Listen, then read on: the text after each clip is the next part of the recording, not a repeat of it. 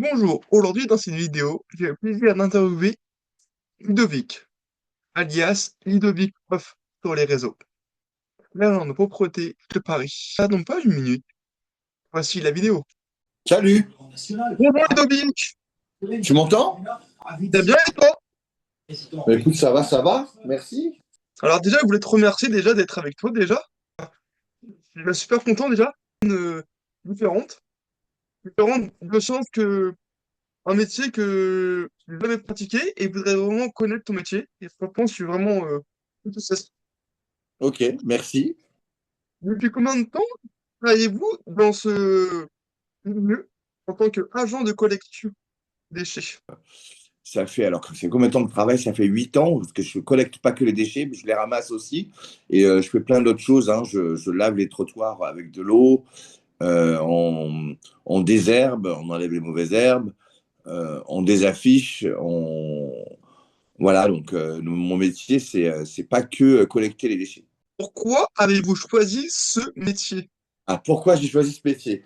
Bah, pour la simple et seule raison que moi, je suis un grand engagé pour une planète propre et c'est le meilleur métier pour pouvoir agir dans ce sens-là. Quel est le plus grand défi de votre travail au quotidien? C'est d'affronter le caractère des gens. Pourquoi? Ouais, c'est compliqué des fois parce que les gens sont pas très sympathiques avec nous. Bon, ça va, c'est pas tout le temps comme ça, mais quand ça arrive, ça fait mal. Bon, dernièrement, j'ai porté plainte, quoi, donc voilà. C'était parti comment? Oh, c'est parce qu'on est en train de travailler, et puis la personne, je pense que c'est une personne anti fonction publique. Donc il est venu nous crier dessus pour rien, parce qu'on est en train de travailler. Donc il n'y avait aucune raison valable de son agissement. Donc voilà, moi pour le coup, j'ai décidé de filmer la scène et voilà. Après, je suis allé porter plainte parce que il n'y a aucune raison qu'on se fasse insulter comme ça. Dit, monsieur. Je vais vous filmer, moi. Répétez ce que vous avez dit. Je dis que vous ne faites pas votre travail. D'accord. Voilà, Ensuite, vous êtes. vous Vous m'avez faites le insulté travail. quoi? C'est qui que Vous vous avez avez dit quoi? insulté, vous? Vous avez dit C'est quoi? qui, hein? Vous avez dit Non, quoi? vous avez dit quoi, vous? Vous avez dit va te Et faire vous, foutre, vous avez c'est dit ça? quoi? Non, non, j'ai pas dit va te faire Et foutre. en plus, vous êtes un J'ai dit menteur. faites. Vous êtes un. Vous êtes un. Allez-y, allez-y, Vous affichez-vous. rigolez, là? Affichez-vous. Je te dis va te faire foutre. Ça Merci, va? merci. Ouais, voilà. Merci. Voilà. Très bonne journée à vous et très bonne année. Ouais, va te faire foutre. Parfait. D'accord? C'est Voilà. nickel. Tu peux Continuez. porter plainte à ta patronne, là. Allez-y, De allez-y. merde. Là. Allez-y. Hein? Avez-vous une formation spécifique pour exercer ce métier? Alors, j'ai la formation de la vie. Ça, c'est une belle formation et je la conseille à tous. Mais sinon, non, je n'ai pas plus de formation que ça. Et il faut être motivé, il faut avoir envie. Comment se déroule une journée type? Alors, la journée type, en fait, moi, je commence, mes horaires, c'est midi 24, 20h12. Donc, pour midi 24, on doit être changé, on doit être prêt. Et ensuite, il y a notre chef qui nous donne notre secteur. Et ensuite, on part sur le terrain, on travaille jusqu'à 16h. Ensuite, on va en pause. Et on est en pause jusqu'à 16h20. Après, on repart sur le terrain. Et là, ça se termine à 19h52. Et ensuite, on part chez nous. On prend notre douche, on part chez nous à 20h12. Voilà. C'est des horaires très stricts et très pointilleuses. Vous travaillez toujours dans le même secteur? Alors, moi, je suis affecté dans le centre de Paris. Donc, c'est des quartiers touristiques. Après, le centre de Paris, c'est très grand. Mais chaque jour, on fait un quartier différent. Quel est le matériel indispensable dans votre travail? Le matériel indispensable, oh ben, c'est déjà la pelle, le balai, le roule-sac. Pourquoi roule-sac? Parce que ben, on roule avec un sac et pour ramasser les déchets et notre pince, bien évidemment. Alors moi, je conseille à toute personne qui veut faire ce métier-là ben, de varier ses gestes, hein. Soit en balai, une fois en balai, une fois en pince, une fois en balai, une fois en pince. Parce que si vous faites toujours le balai ou toujours la pince, ben, vous pouvez avoir des tendinites, ça va très vite. Et pour se débarrasser d'une tendinite, c'est très long. Vous n'avez pas un aspirateur déjà intégré au chariot? Alors, il y a un glouton, mais on l'a pas toujours. Donc, oui, oui, il y a un appareil qui s'appelle le glouton. Et là, actuellement, on a un autre outil, c'est un autre engin, c'est un vélo cargo.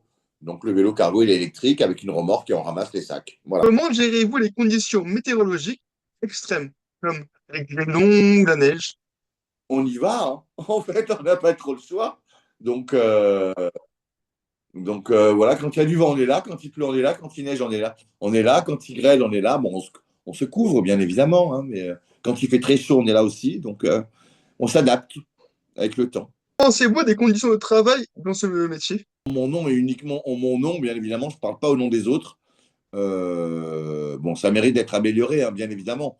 Mais sinon, franchement, il y a pire que nous, hein. Y a-t-il des risques ou des dangers auxquels vous êtes exposé chaque jour? Alors, on est exposé au caractère des gens, bien évidemment, donc c'est un danger.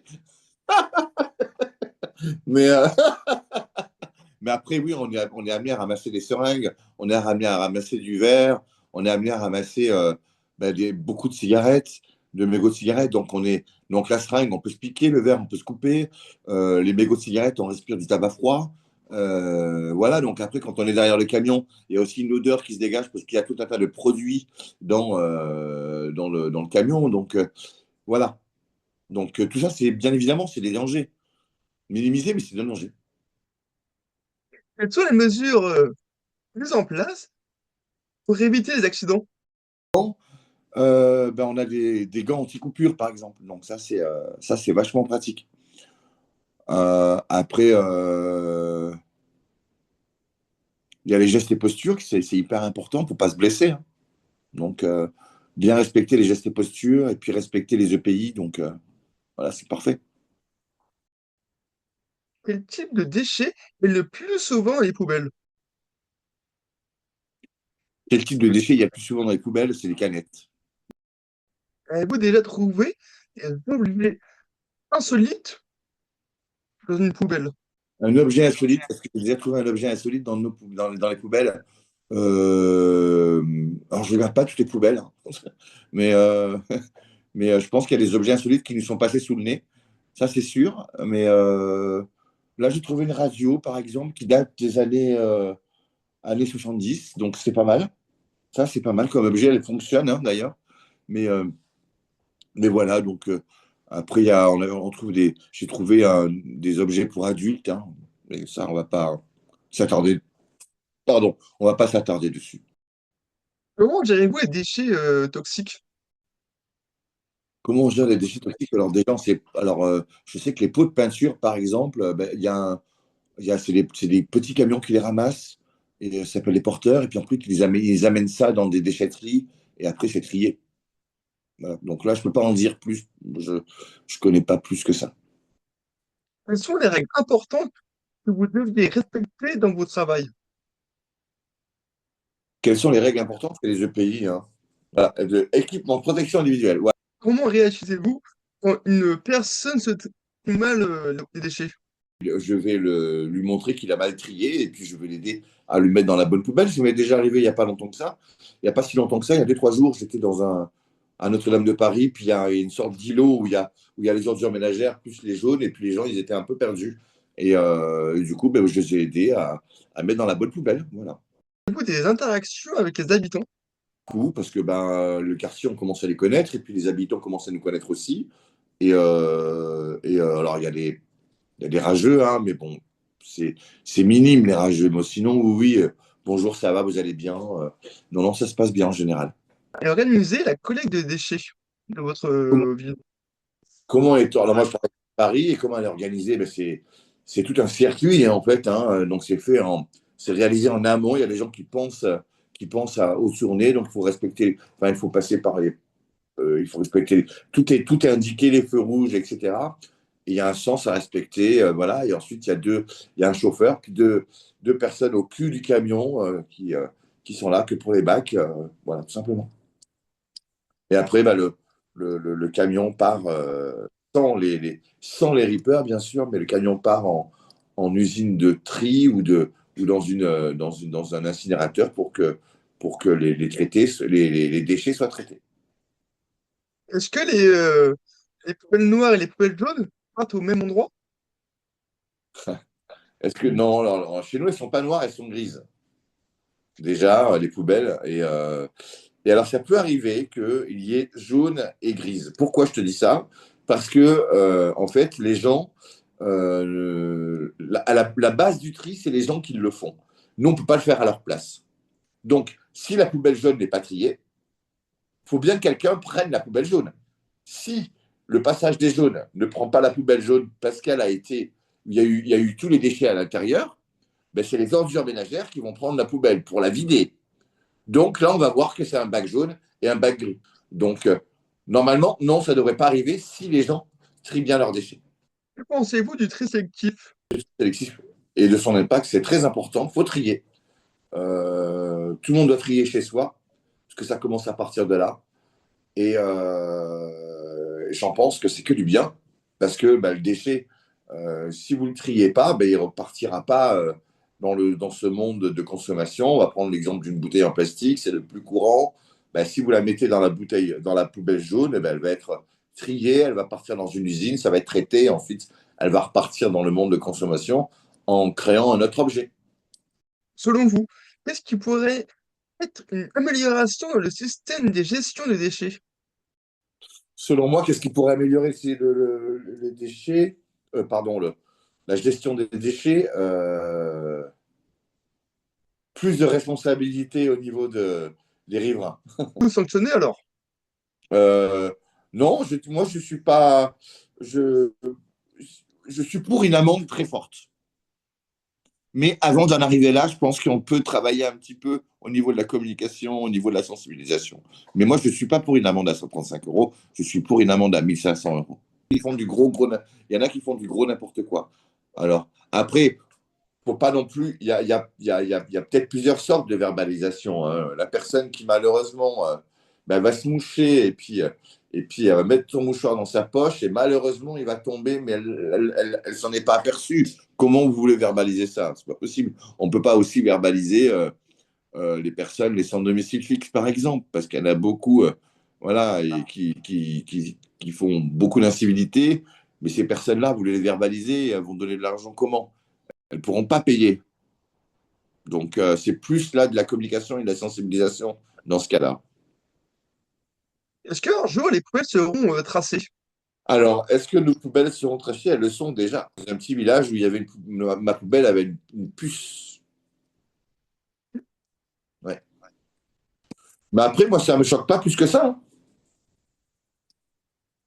Donc, il faut bien qu'à un moment donné, l'addition se paye, hein. La merde, tu la payes. Ici, je trie mes déchets, je fais attention, et que ce soit du bio, que ce soit les emballages, que ce soit des vêtements que je redonne, que ce soit des objets, je ne me sers plus, je vais les redonner, etc. Donc, je limite ma poubelle. C'est ce qu'il faut hein, pour l'impact environnemental. Oui, bien sûr. Alors après, est-ce que je suis un grand écolo? J'en sais rien, mais en tout cas, voilà, je fais ça en tout cas. J'habite à Étampes. Et Étampes, du coup, c'est une ville qui est en banlieue parisienne. comment fonctionne-t-il? Ah, les puces? Oui. Ah, mais j'imagine que sur le camion, il doit y avoir un capteur ou quelque chose pour justement.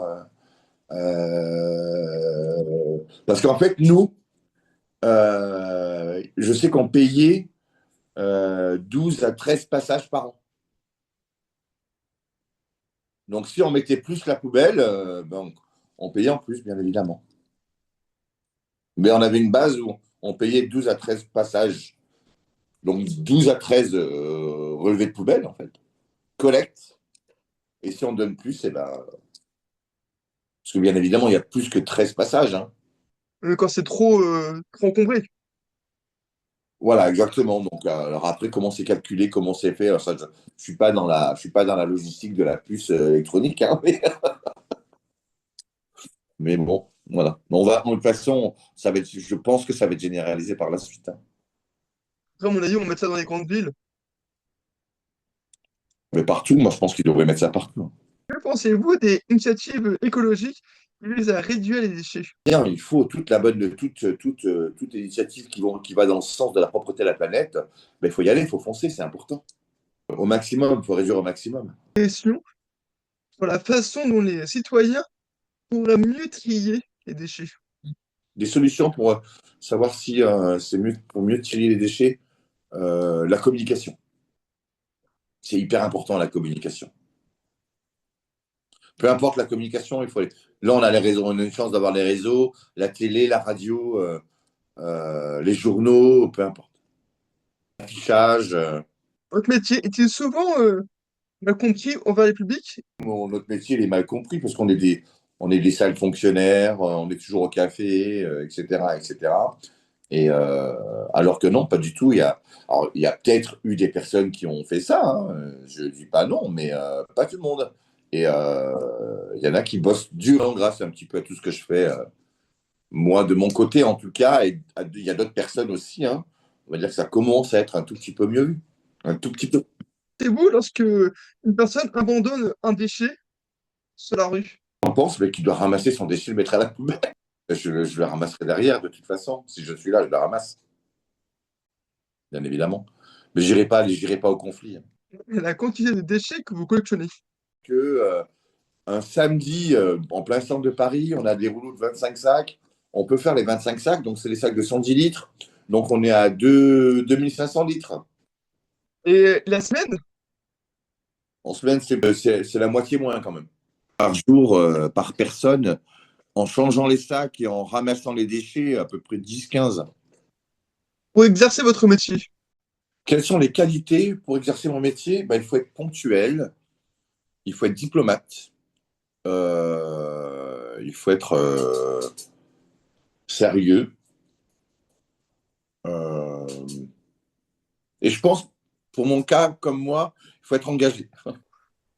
Face au stress ou à l'apathie liée à votre travail?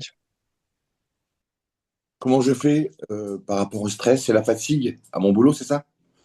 euh, ben en fait, on prend énormément sur nous, donc il faut prendre sur soi, c'est important. Après, il faut se ménager aussi. Donc, il faut avoir une bonne hygiène de vie. Pas trop sortir en boîte de nuit. Enfin, voilà, quoi.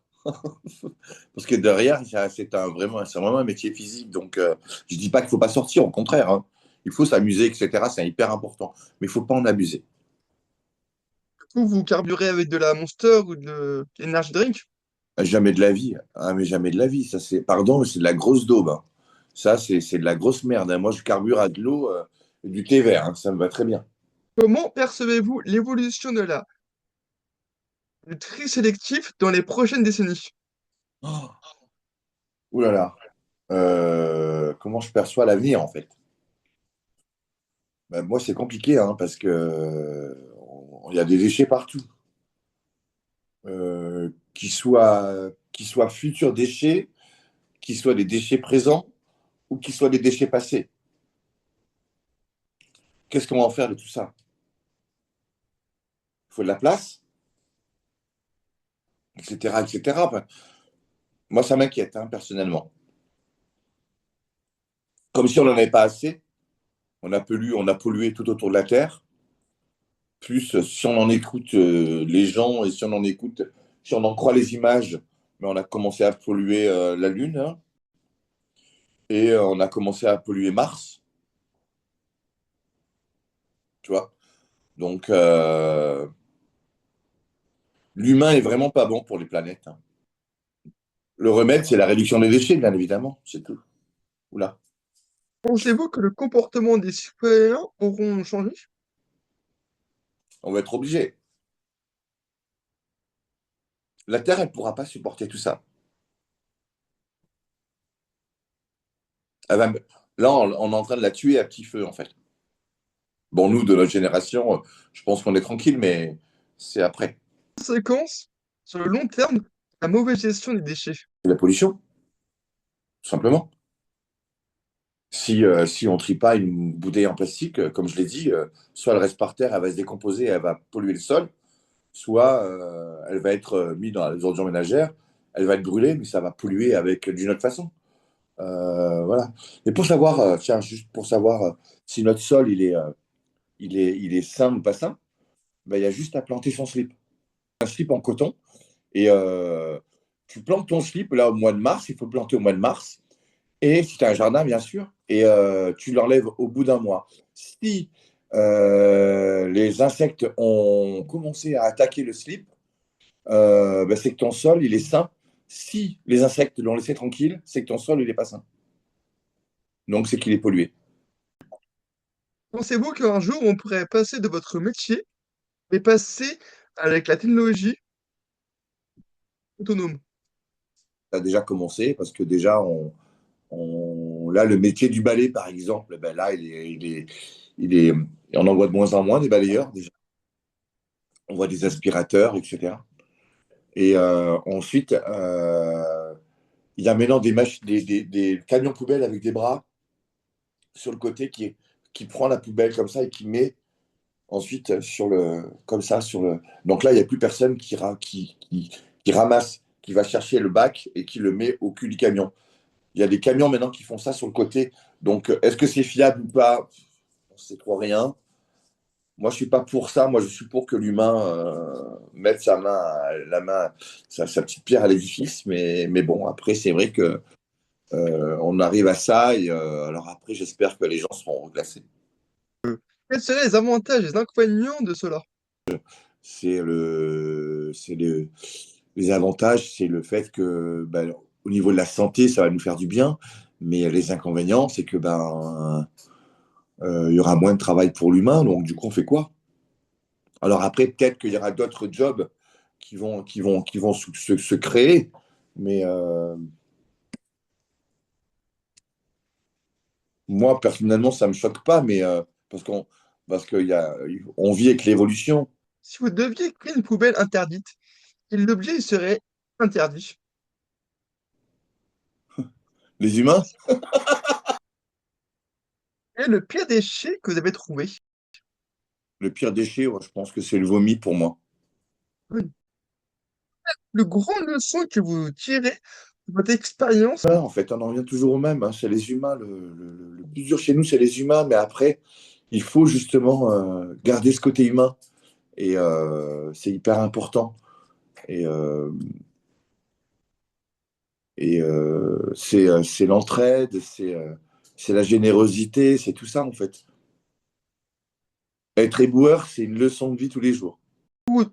Si vous pouvez changer une seule chose, où les gens perçoivent le travail d'agent de nettoyage des déchets, qu'est-ce que vous seriez et pourquoi? Changer la mentalité des gens. Comme tu connais Mimi Mati, on claque des doigts et ça y est, c'est tout propre. Et il n'y a plus personne qui va jeter par terre. Donc ça, tu nous apprends un petit peu ton métier. Ok, très bien, mais merci. En tout cas, mais dis donc, t'as posé pas mal de questions. Avez-vous des réseaux à communiquer? Vous des réseaux à communiquer. Mais bien évidemment que j'ai des réseaux à communiquer. Moi, je suis sur tous les réseaux, même les derniers arrivés. Les derniers arrivés, c'est Clapper et c'est Blue Sky. Donc, Clapper, c'est la concurrence à TikTok et Blue Sky, c'est la concurrence à X. Et bien évidemment, on peut me retrouver sur Ludovic F-du-bas off. Ludovic, Ludovic, F-du-bas off. Et sur YouTube, voilà. Pareil, j'ai Snapchat aussi. Incroyable, sur Snapchat, j'arrive aux 20 000 abonnés sur Snap, c'est pas mal. Ah, c'est bien, nickel. Ouais, moi je suis content parce qu'en plus, c'est la nouvelle génération, donc ils sont sensibles à tout ça, donc c'est important. Sur tous les réseaux. Et Ok. donc je me lève à peu près à 8h, 8h30, je bois mon café, etc. Puis entre-temps, je mets mes vidéos sur tous les réseaux, je mets la même partout. Et, Ok, oui. Et voilà, donc je me prends pas la tête non plus, mais ce qui prend le plus de temps, en fait, c'est les stories, parce que c'est toutes les 24 heures, les stories. Bon, voilà, c'est. Mais sinon, voilà, donc généralement, je mets la même partout et ça me prend ouais, une bonne heure tous les jours. Mais sinon, après, bah, toute la journée, j'alimente, je réponds, je fais des lives, etc. Enfin, plein de trucs. Ah oui, moi, je suis à fond, mais depuis que j'ai commencé. Depuis que j'ai commencé mon métier, moi je suis à fond depuis ça. Et après, ben, plus les réseaux sociaux, ben voilà, c'est hyper important pour moi de sensibiliser à tout ça parce que les gens font n'importe quoi, j'en ai marre. Et c'est triste parce que voilà, on ne pourra pas tout ramasser et malheureusement, il y a des déchets qui vont nous passer à la trappe, ils vont détériorer le sol et voilà, moi ça me perturbe plus que n'importe qui et je ne comprends pas que les autorités ne fassent pas grand-chose pour ça. Et l'esprit de conscience, c'est que nous qui pouvons l'avoir, c'est personne d'autre. Il ne faut pas attendre qu'il y ait telle et telle politique. Non, il faut se réveiller maintenant. On n'a pas besoin des gens pour se réveiller. On n'a pas besoin des autres pour se réveiller. Il faut se réveiller tout seul. Bien, merci à vous. Tu as été l'interview le plus long que j'ai eu. Hein. Et j'imagine, prends soin de toi. Et n'hésite Merci à pas, toi. si tu fais des stories, n'hésite pas à m'identifier. Moi, je remets derrière et tout et tout. Ah, pas de problème, hein. Et merci, j'ai passé un très bon moment. Ah, merci à toi, hein. Encore merci à toi de ta présence. Merci à tous d'avoir pris le temps de visionner cette vidéo. Si vous aimez découvrir de nouvelles choses, abonnez-vous. Nos vidéos arriveront prochainement sur divers sujets, écrivains ou métiers ou autres. Je vous souhaite à tous une excellente journée, une bonne fin de soirée.